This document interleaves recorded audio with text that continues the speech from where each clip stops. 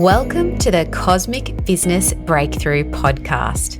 I'm your host, Sophia Pallas, and this podcast is for soulful entrepreneurs who want to harness the cosmic power of astrology to elevate their message, unlock flow, and attract their best clients ever. Join me every week and get excited to discover how you can use the energy of the cosmos to get the business breakthrough you've been waiting for.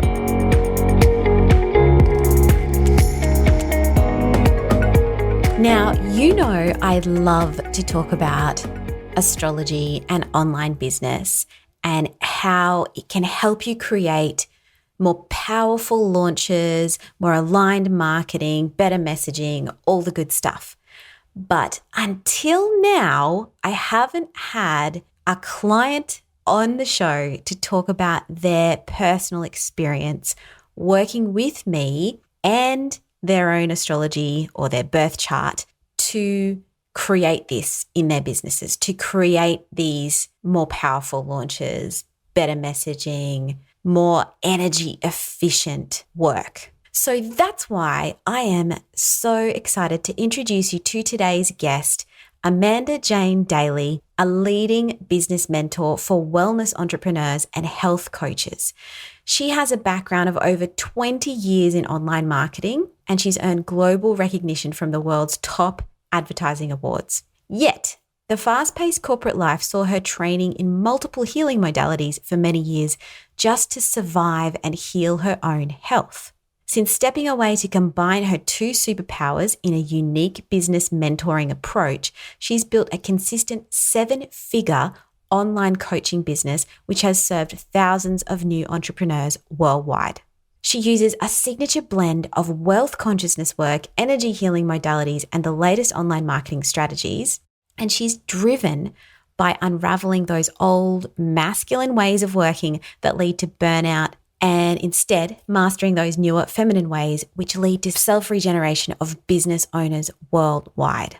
I absolutely love working with Amanda because she has become the go-to business and wealth expert worldwide for healthy entrepreneurs who want to make a massive impact. Get comfy and settle in for this conversation with Amanda Daley for all things astrology-powered online launches.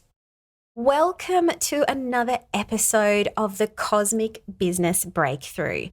I'm really excited to be speaking with Amanda Daley today. She is a leading business mentor for wellness entrepreneurs and health coaches, and also one of my clients in the astrology for business sector. I really wanted to have Amanda on today to talk about her business journey and how she learned more about herself through astrology and how this has impacted her on her business journey. So thank you so much, Amanda, for joining us.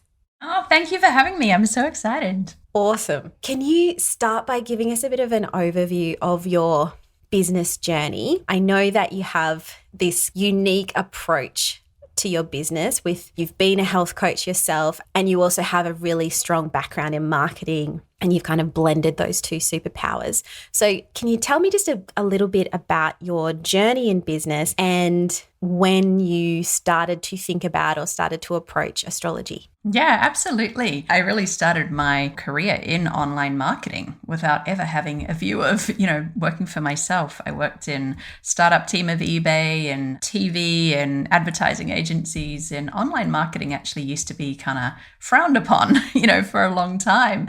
And I worked in those modalities and I loved them. I loved marketing. I loved all the work and that creativity, but I was burning out. And this is where that tandem came in for me, where I was just basically spending every cent I made to go and heal myself so that I could keep working. It was kind of like I was learning so much in the health realm and so much in the personal development and energy healing and all these things. But at the end of the day, I was still burning out. So I left the corporate world and actually became a health coach, thinking that would solve everything. And guess what? It didn't.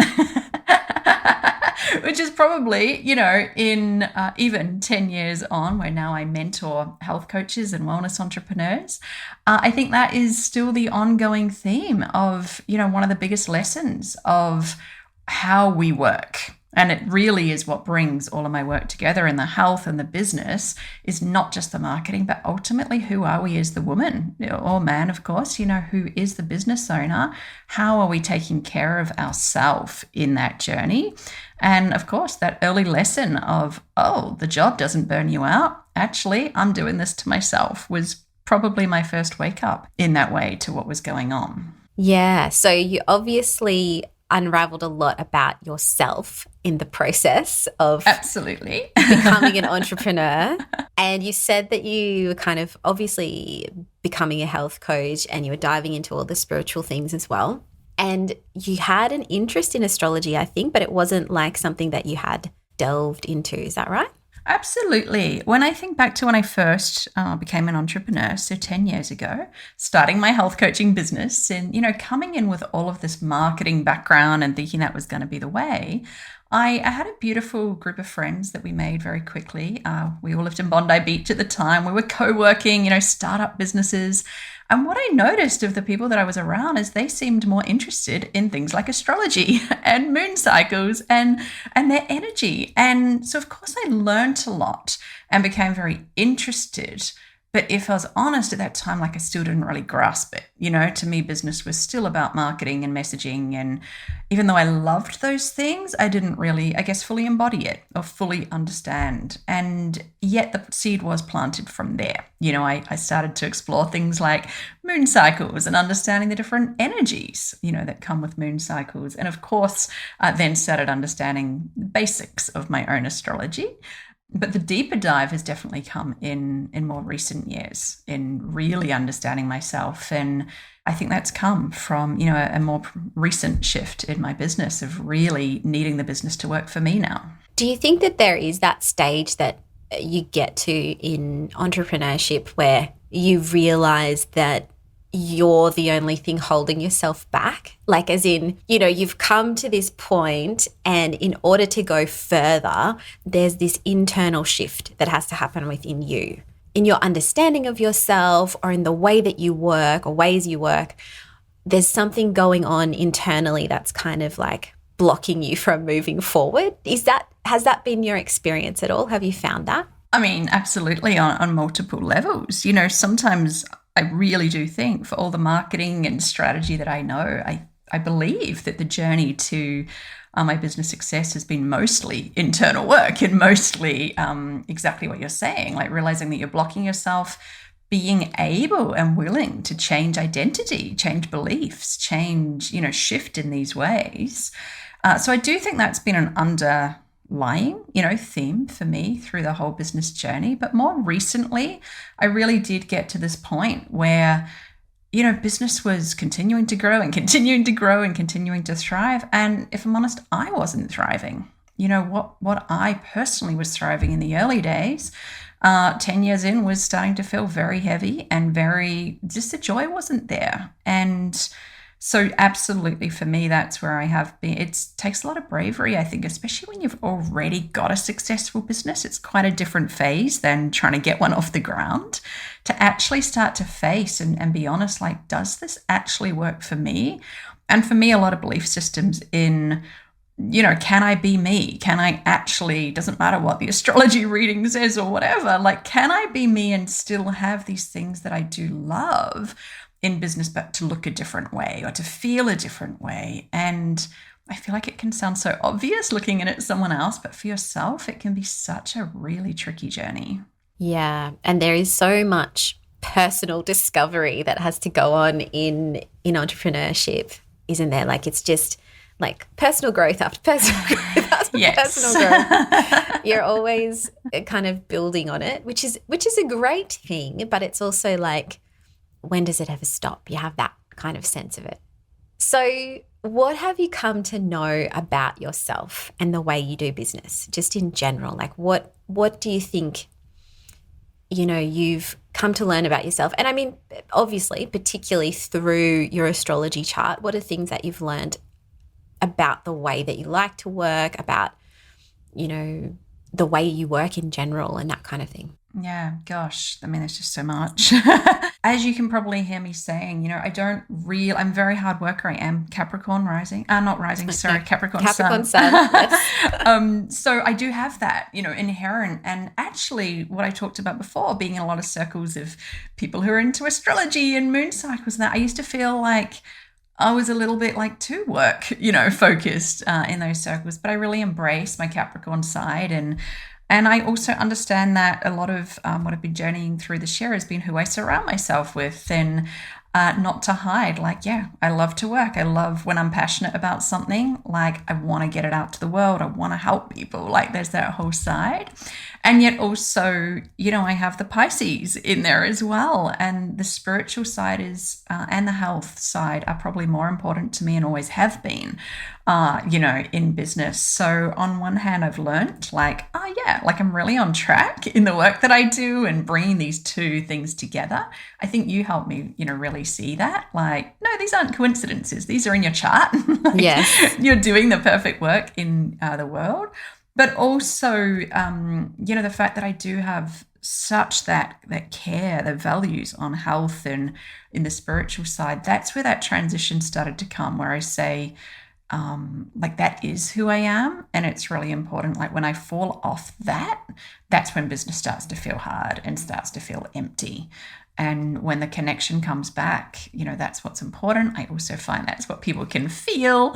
And, there's that whole intangible, isn't it? When it comes to business, if people can feel your energy. And I find that it's more when I'm in those phases than the work hard, definitely that things are kind of juicy in the business. And I guess in your chart, you have a lot of kind of big picture energy. You've got a Jupiter ruled chart. So there's this sense of expansion, and travel is one of those things that's really important to you, like getting a bigger perspective, seeing the bigger picture, helping people to feel like there is more available to them. Like, that's kind of a big part of the spiritual side as well, I guess, is bringing those things together, like helping people understand that business isn't just about working hard. It is about being a whole human and having all of those, other beliefs, philosophies, faith going on for them as well. Absolutely. Yeah. I always feel like it's one of the things, when you're looking at the value of your own work and of your own programs, that's kind of intangible and you don't necessarily put on the sales page. I feel like that is one of the gifts that I bring, to my clients that maybe they don't even see, is that I always see everyone at that highest possibility. I know what is possible, the transformation, because I feel like I've gone through so many of those quantum leaps myself. And that real feeling of like, yeah, we're all everyday people, but also there's this other higher self of us that we can all step into. And it often is, like identity change. I tend to see people from that highest possibility. So I think that's a real part of my work and part of what I hold, for clients. Equally for me and how I work, I've had to learn a lot around that. And, when I started to really understand that is who I am and, that I see the bigger visions, etc. It's helped me and understand like who to surround myself with on my team, not to beat myself up when I'm not so detailed, or, how to get the right support on that. So yeah, there's a lot of things like that sometimes you struggle with and you can't understand why. And when you accept or, through a reading or understanding of your chart, it's like, oh, okay, that's just who I am. Like, let's stop fighting that and embrace it. Yeah. Yes. You can understand it and then integrate it and then get the support that you need to fill the gaps, I suppose. That, like you say, you're a bigger picture thinker. How can you get support with the detail? Like, what is it in your business that you need support with, and where is it that you're really thriving and you're really like, where is it that your gifts lie, so that you can amplify those and get support with the things that you're not so good with, or that are more challenging for you. Absolutely. Yeah. And I think I see things so clearly, and sometimes communicating that can be kind of frustrating because I can't get it into words, or I see it or feel it, and so over time I've kind of learnt, and It also includes, how people bring things to me, like to review, whether that's clients or team members or whatever. I've learned like different ways that I just work well because of, that bias, I guess. Calling all astro-curious entrepreneurs, I want to let you know about a really exciting workshop, and that is the 3 cosmic events you need to know before the close of 2022. Now, this is an action-packed 90-minute masterclass that's going to take you on a deep dive into how this energy and these 3 cosmic events are going to specifically affect you by your rising sign. So this is a sign-by-sign breakdown on the cosmic energy of the last quarter of 2022. And you're going to want to know these 3 key events and how to navigate them in your business based on your rising sign so that you can make the most of any launches, promotions, new offers that you have coming up. All the details and how to sign up will be in the show notes, so check it out and I hope to see you there.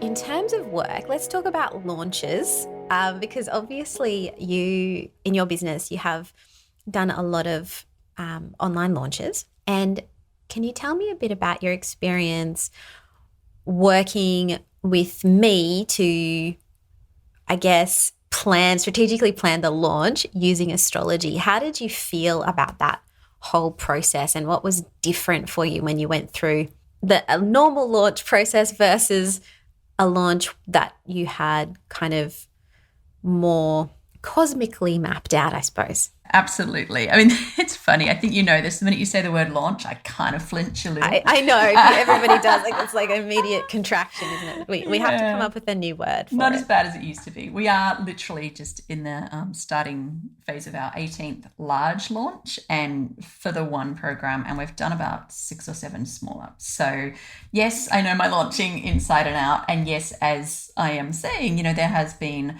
at times trauma to that, stress to that. Yes. And that was part of too where I got to in the business where I'm like, I just don't think I can do this anymore. And I think that might have even been around the time that we connected. Yet here I am still launching. So the part of, one real thing that stands out to me, I mean, I think it's part of that big picture visionary that you said. I also, I've got the Libra in my chart, don't I? So I see both sides of everything, and that can make me super indecisive. And one of the key things that I really loved in the launch planning was actually making some decisions on dates based on, obviously, what was going on and in my chart, in the world, and all of these things. But once I found that I made those decisions, it took out kind of like wasted time and energy during the year. I used to always change my mind, or oh, well, I heard this is coming up, or maybe this might happen. And I would just get thrown around by the smallest thing. And while I do always check in, like, does this still feel right? And, et cetera, as we go. For the last couple of years when we've had this, I've just stuck to the plan, and we've just left it there. And I always remember what you say to me. The team actually said to me this week, never launch in Mercury retrograde again. And I said, I think we've actually launched more times in Mercury retrograde than we haven't. But I remember you saying to me, oh my gosh, you've got this. Like, that's the least of your worries. Like, we know how to deal with it, Yes, that's right. So, and when I say that, because, we looked at that, I remember working with you in the chart, and what I noticed is there's no perfect time. Even with astrology, right? There was always, well, this has got a pro, but this has got a con. Like, oh, but hold on. But I just love that we've looked at the best and highest outcome. We've chosen together what would be the priorities there. We make those decisions. And then also, okay, there's a Mercury retrograde or what other, energies. Then we know how to work with them, or we know what to kind of expect during that phase. And it's not so, like, oh my gosh, sideswiped kind of feeling. It's really important to understand, like you said earlier, there's no perfect time to do anything. What we look at is the intention of the thing you're trying to do and trying to find the best match, I guess, for the energy of that thing, that intention that you're setting. And we're in business, so we can't just quit launching for a whole year. Most of us don't have that luxury. We have to keep going. We have to keep things moving. So you have to work with the best of the energy that is available. But you also can't be scared of it either. Like, you've got to be aware, okay, yes, there's a Mercury retrograde coming up and this is our opportunity. Let's have a chat about that. What does that mean? And, you know, what can we do to mitigate any effects of Mercury retrograde? And I think, you know, I just recently just put out a podcast on this about how Mercury retrograde is often just there to show us things that we've been avoiding. So, you know, we might have known for a while that, you know, we needed to upgrade the software system in some way, but we've been avoiding it. And then we launch during Mercury retrograde and the checkout system fails. You know, like, it's just like, it's those kinds of things that it brings to our attention. And it's not always things that are devastating to the launch. Although I know that you've had the experience of like the internet dropping out completely during a live stream, which is no fun at all. That's not cool. But although probably that wasn't the best launch ever, there was definitely a learning in that whole process. There's been, you know, a lot of things go wrong, but there was one in particular, you know, it was literally the dream. Like, we had so many people on that final webinar and so many people on the pitch. And I remember literally thinking like, oh, wow, this is what it feels like just to really like all come together. And yes, you're right. The internet cut everyone off or something like that. And I was, you know, unable to continue. And there was a lot more that went with that. But yeah, ultimately that launch did, in front of my eyes, go down the drain, you know, including all the Facebook ad spend and all the whatever. But that was then, you know, I just said to you before that we've done mostly the large launches, but also small. And that was that year when I was like, okay, like picked myself up. And one, I've never been as scared since then. It's almost like, oh, look, life isn't over. Yeah, but then I also came up with new solutions. Like, okay, instead of another big launch, what could we do just to bring in that, you know, that makeup number? And it got us creative again. And it actually was the early days of learning how we could have the evergreen track, you know, as well as launches. So there's nothing I could look back in. And I definitely, you know, you have your war stories for sure over 10 years of business, but there's nothing I could look back on that hasn't always honestly been for my highest benefit, to learn the next lesson, to show the next thing. It doesn't always feel like it when you're in it. But I don't think there's anything I could look back on and not feel that way about. Yeah, that's it. There's so many lessons and there's so many upgrades in the lessons. Yes. So one of the main things I think that we looked at for the launch that we worked together on was having your launch event around a full moon, that kind of thing. When you've done your launch events around a full moon, do you notice that energy shift? I do. And obviously, again, over, you know, so many launches, I've played with this in other capacities. And I don't feel like I've ever seen like, you know, black and white, like you say, it's never just like maths like that, is it? And I feel like I've seen both. I do in general try and have that main promotion at the full moon. And I know where possible, you've, you know, given me dates for that as well. Sometimes I see it can go both ways. I feel like in general, like, yes, from a visibility perspective, like that's the best time, because I definitely do seem around that new moon and the end of the cycle that everything does go quiet. That seems universal. But also sometimes I find the full moon can make people quite scattered, or sometimes it brings up the big world events or whatever, you know, can also come in. So I definitely notice it. I definitely see it. And it is still definitely what we are matching to. But yeah, just to mirror what we said before, it's not like a magic formula, is it? Like, put it on there and that will be amazing. But there's definitely a difference. And I do notice when we do it that way, like how much that end of cycle really people can come in, you know, like inwards and kind of not be as active, or my things aren't being as visible. And I also noticed that fresh start that does seem to come for people at the beginning of each new moon, whether that's ready to join the program, unexpected last minute sign-ups, or like that kind of energy I often see at that point. There's a bit of a freshness that comes into the collective energy, I guess. And obviously when we're working with the moon cycles for your business, we're working with the moons that are best for you as well. And there are some moons that you like, as you and I talked about, that are not as effective as others. It depends on what's in your chart. It depends on what aspects that are happening around or to that moon. This year in particular, I feel like we've had a lot more tricky full moons than in other years, but maybe that's because I pay a lot more attention now than I used to. We always have an eclipse season. That's always one to be very cautious around when you're launching. But, you know, those are the things that we would kind of avoid for launches would be eclipses and any kind of moons that are in tricky places in your chart. But overall, you know, that energy, that building energy, I tend to say with the building of the waxing moon is a nice time to be getting out there, like getting visible, building to that full moon. And then as we talked about in your launch, we allow that kind of new moon phase for people to integrate. And that is when sometimes they come on board because we've been through that whole cycle together. The whole launch has been across a moon cycle.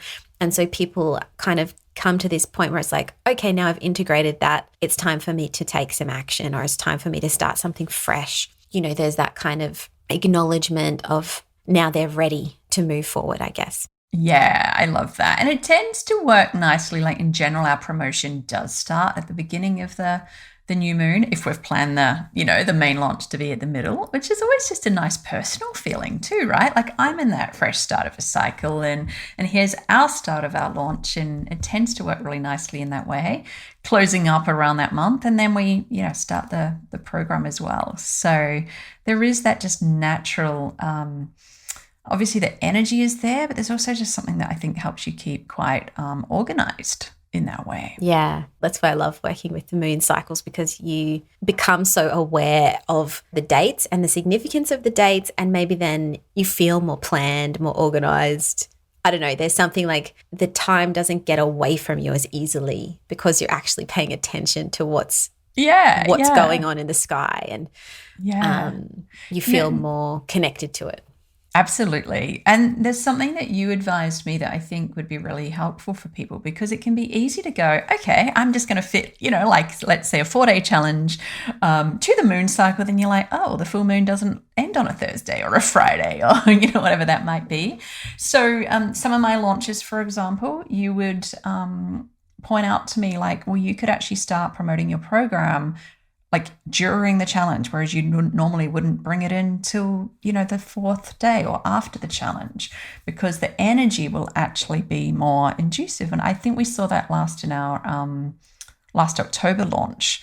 We did that because of the way the energy was. And we had so many applications before we'd even opened the cart, just because I was more naturally talking about it. Whereas we didn't see that in June. I think we still did it, but the cycle wasn't really supporting that energy.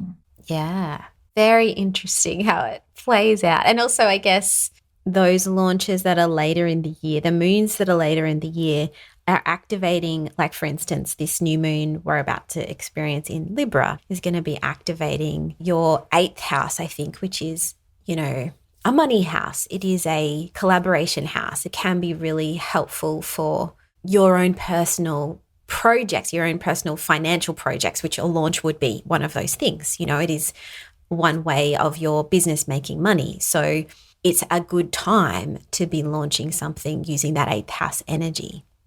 Whereas, earlier in the year, it might be more of an internal time. So like an internal moon, if you know what I mean, like a less kind of productive, connected with other people moon, and more of an internal to you moon, which may mean then it can still be successful, but it might mean you need to switch your approach to the launch slightly and have a different theme, a different focus for that one. Like a June launch could be something related to teaching and communication, because it's 3rd house time for you. But if it dips into kind of like late June, then it is that more internal 4th house time. So that's where launching in a 4th house time can be a little more challenging, because that is a more internal reflective time for most of us. than It's kind of so an out there interesting, teaching time. isn't it? Like when you look back at the patterns, obviously it's easier sometimes to look back at data. We've got 18, launches to look back at there. And I do feel like, normally it's the earlier in the year and the later in the year, which are the bigger launches for us. And sometimes we can look at that from, maybe like at the moment, I feel like there's a lot of US back to school energy that's building.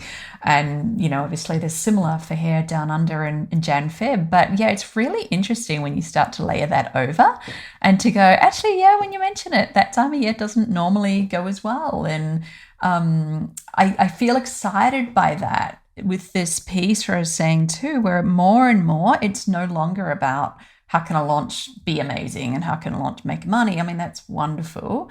But where my own values have changed to more like, how can I really love this? How can this feel amazing in my life?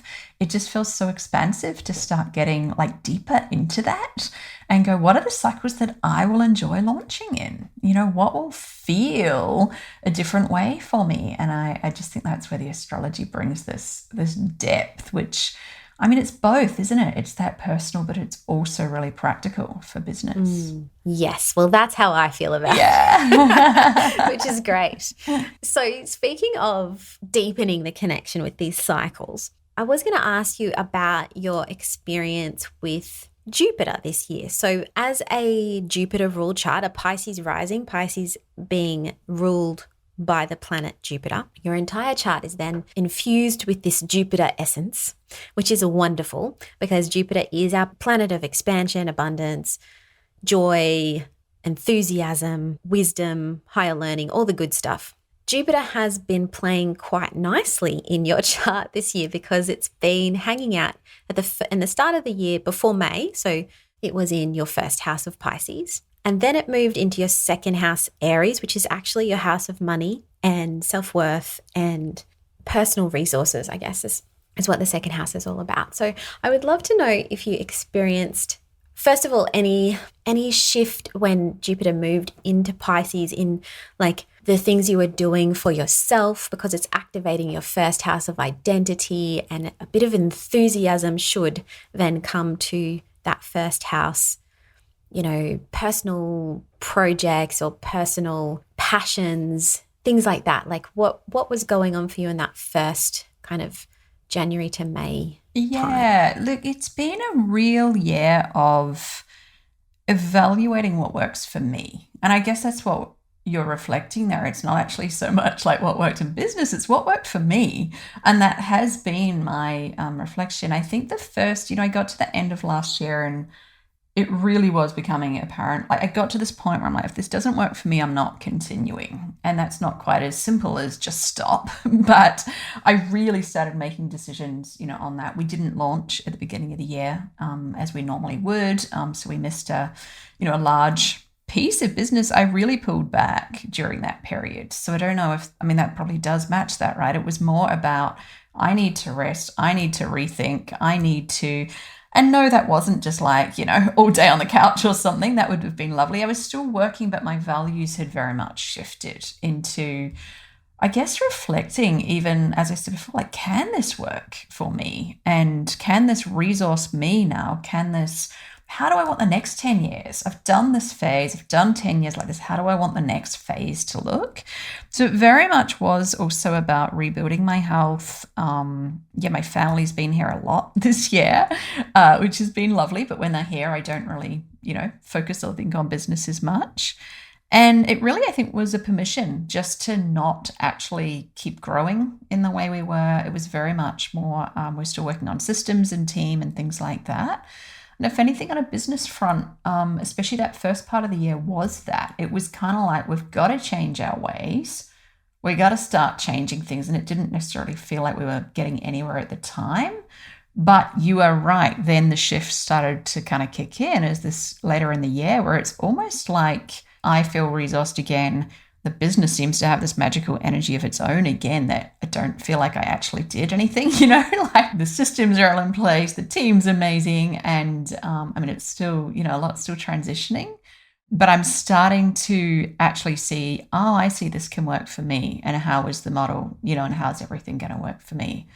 I wouldn't have thought of it through that Jupiter lens till you kind of mirrored that back just now. When Jupiter comes along to that first house, and because Jupiter is, it is bringing opportunity, it is bringing blessings in some way, but it is also, especially in Pisces, it's a real like revisioning of everything that you want. What is it that you really desire to have in your life? And I think that sounds like the process that you went through. Like, what brings you joy? Like, where do you feel that joy? How can you feel that more? And just really tapping into that.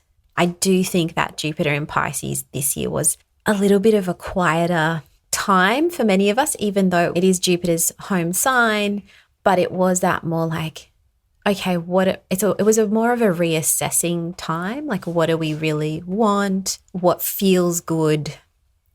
What are our next big steps? And are they in alignment with our higher beliefs, with our big vision, with our, with our, I guess, our spirituality, all of that stuff as well.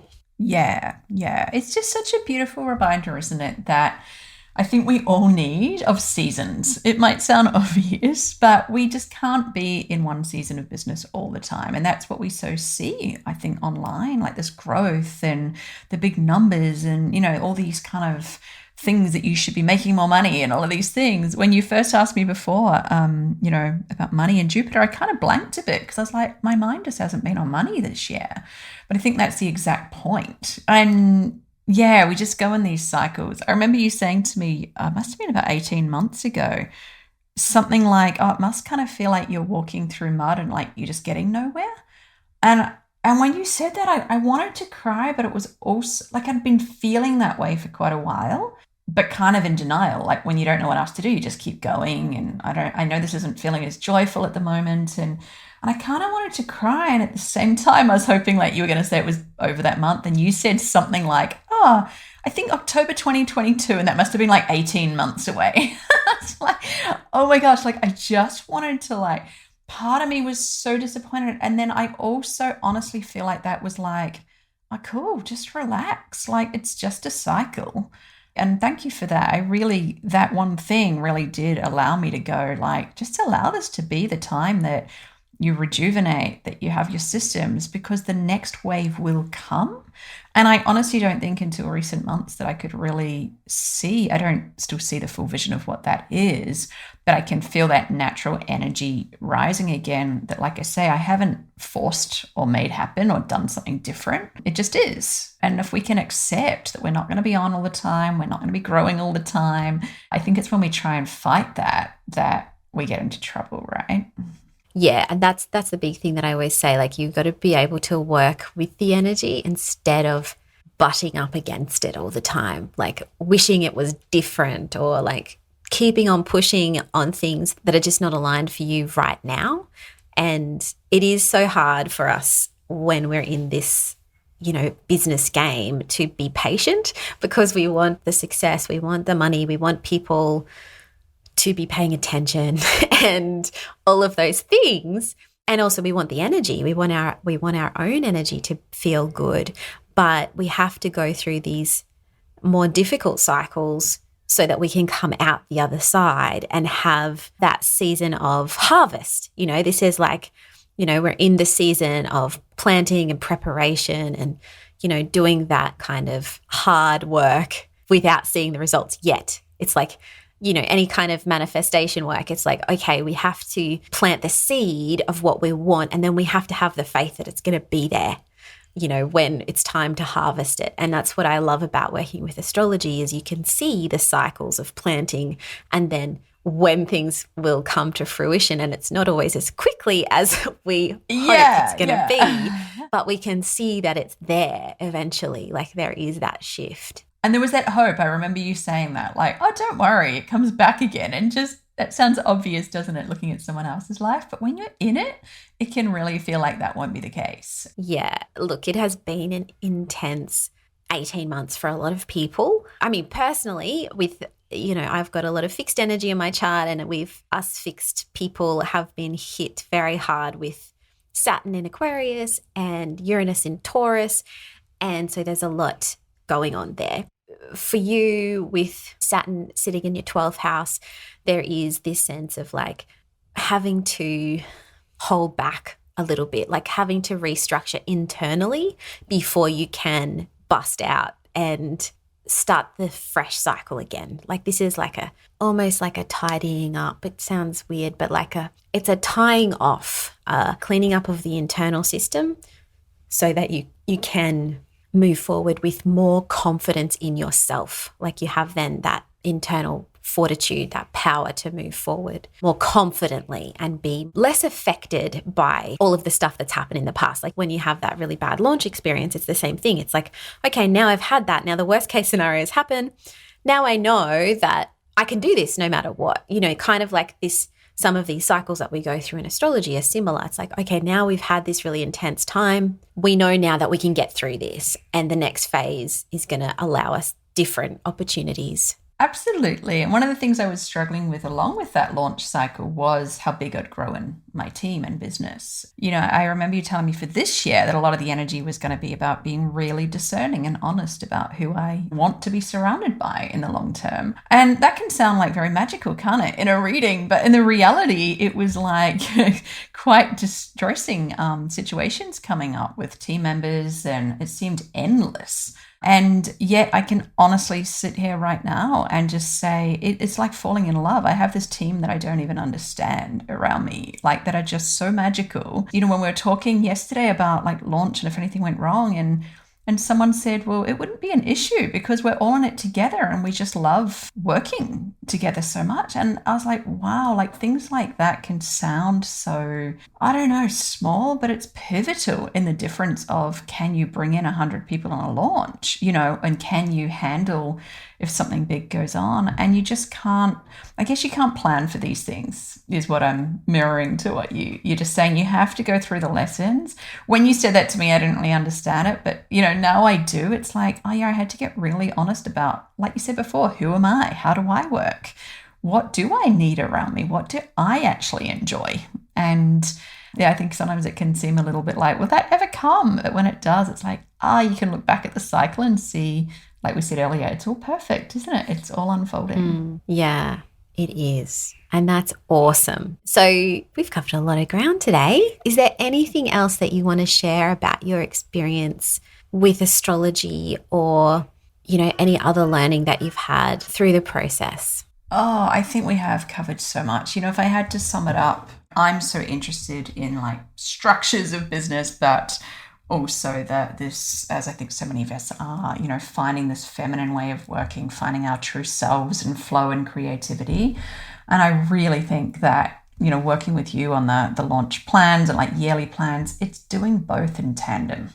And that's what I think is just so magical. Like it's helping get those clear-cut decisions. It's helping actually put lines in the sand. It's helping to understand the boundaries and energies that we're working with. But yeah, for me, at least in the last kind of 18 months since going deeper in this, it really is that nurturing of me in the process. So I'm finding astrology to be doing all of that. So yeah, I think we've covered most of that. Fantastic. Well, it was so great to hear your experience, and thank you so much for joining us today, and all the best with it. Absolutely. Thank you. And I look forward to your ongoing support. It's just been phenomenal. Thanks for joining me on the Cosmic Business Breakthrough. If you'd like to learn more about what I do, head to sophiapalace.com or follow me at Sophia Palace over on Instagram. If you're listening on Apple Podcasts or Spotify, I'd love for you to take a moment and review the show if you found it helpful and share it with a few friends. Thanks again, and I'll speak to you next time.